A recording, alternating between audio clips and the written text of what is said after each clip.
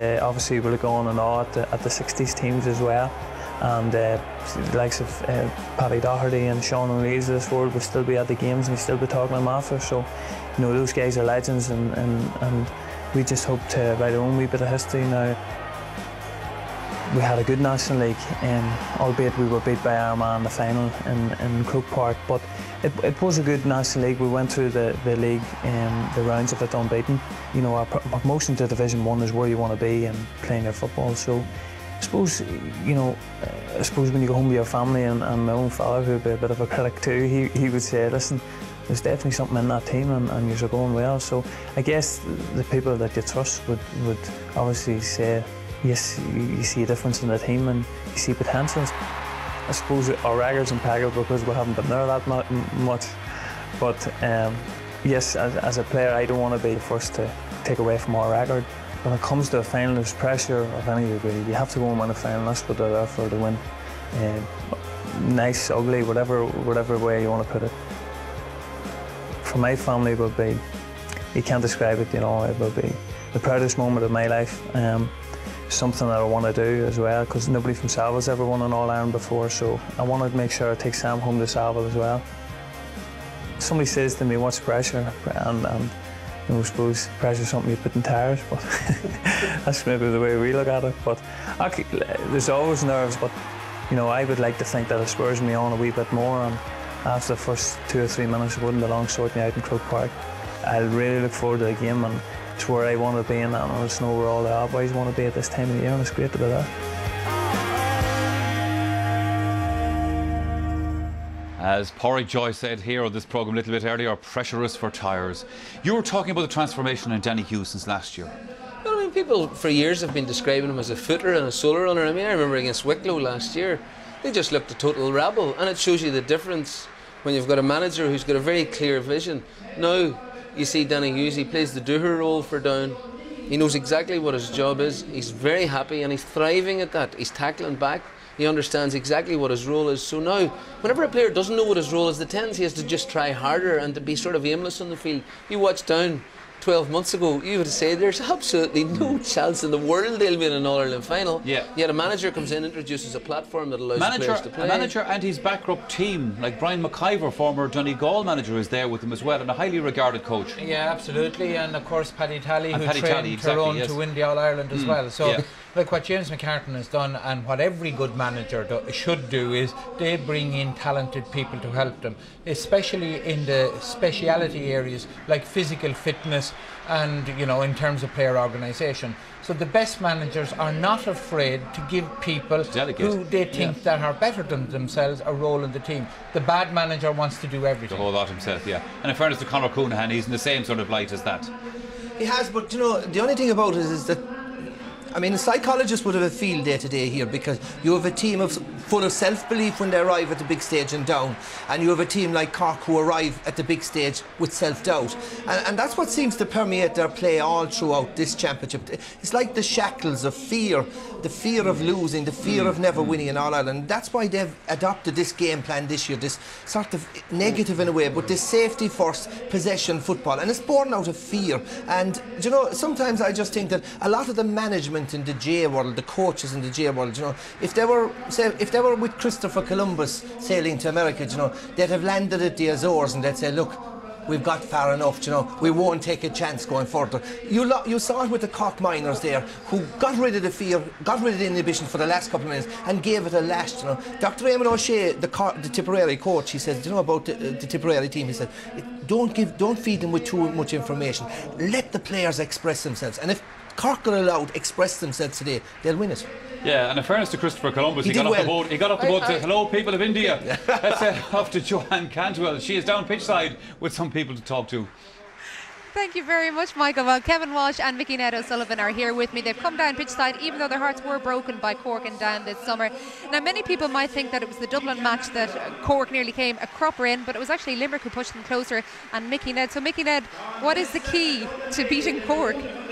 Well, I think it's going to be a very, very tactical game. Down have developed a very, very efficient defensive system. The moment they lose the ball, their two wing forwards, their two midfielders close down the space in front of the full back line, which they want to protect.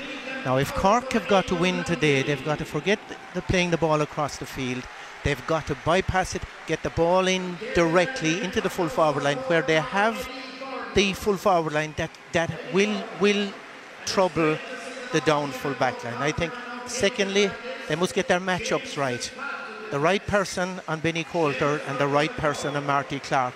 And I think Cork will do it. Who are the right people for Marty Clark and Benny Coulter? I think Shields and Owen Cadigan. Okay, well, Kevin, everybody assumed that when your Sligo team went out of the hands of Down, that most of it was to do with the fact that you were still overcoming the Connacht final defeat. Did you know then, though, when you saw Down play so impressively against you, that they were potential All-Ireland champions? Yeah, well, I go back to the league. I think they got 13 out of 14 points in the league against very good opposition. You know, I think they lost here then to Armagh in the league final, and you know, I think they found themselves 8 points to 3 up against Tyrone, playing against the breeze, and wherever they went to maybe a little bit defensive, was it lack of belief or whatever. But I've been watching them all year, and I just think that they're improving, and getting over the last 2 hurls is a huge thing for them. And I think coming into today, they'll have absolutely no fear whatsoever. Do you think Down are going to win today? I do. I think that their half forward line in particular, you know, there's not much said about them. And most kickouts, they like to win the breaking ball facing their own goal, and they're quite good at it. So the minute they get that, they're gone, and they're putting on the back foot straight away. So I expect Down to come through today by 2 or 3 points. Mickey, Ned, you don't agree? Well, I think it's an intriguing match, because you have the forum team of the championship Down against the most consistent team of the year, Cork.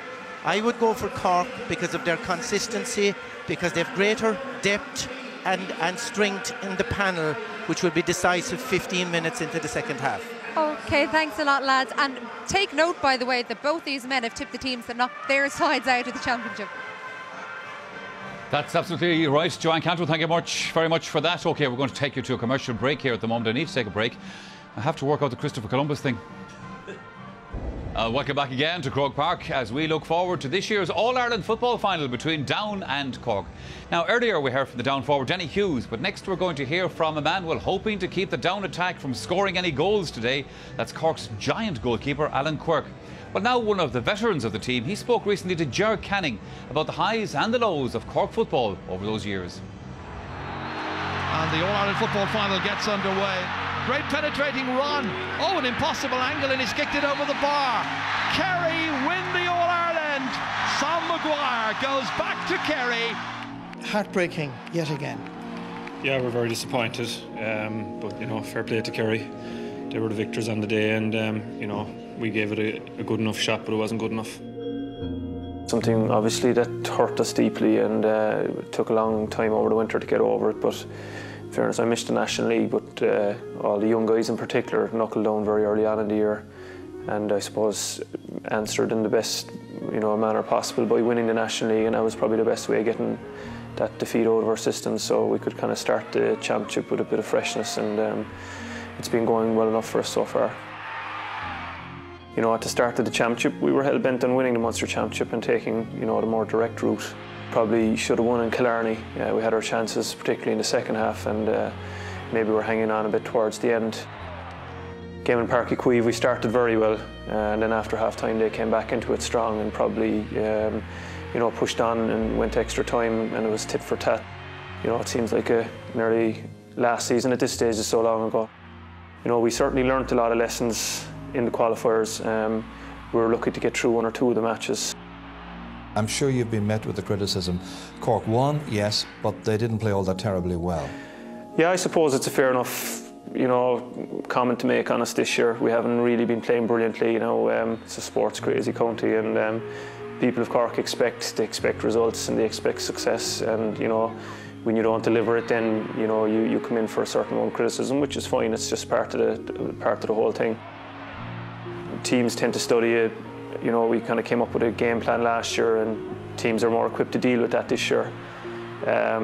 Plus, I mean, that expectation going out in most matches favourites this year, it is tough to deal with sometimes. And, I think there's an unrealistic expectation out there, like that we should be winning games by more, and I think that probably is being disrespectful to the opposition. Like, I mean, Dublin, for example, were brilliant in this year's championship.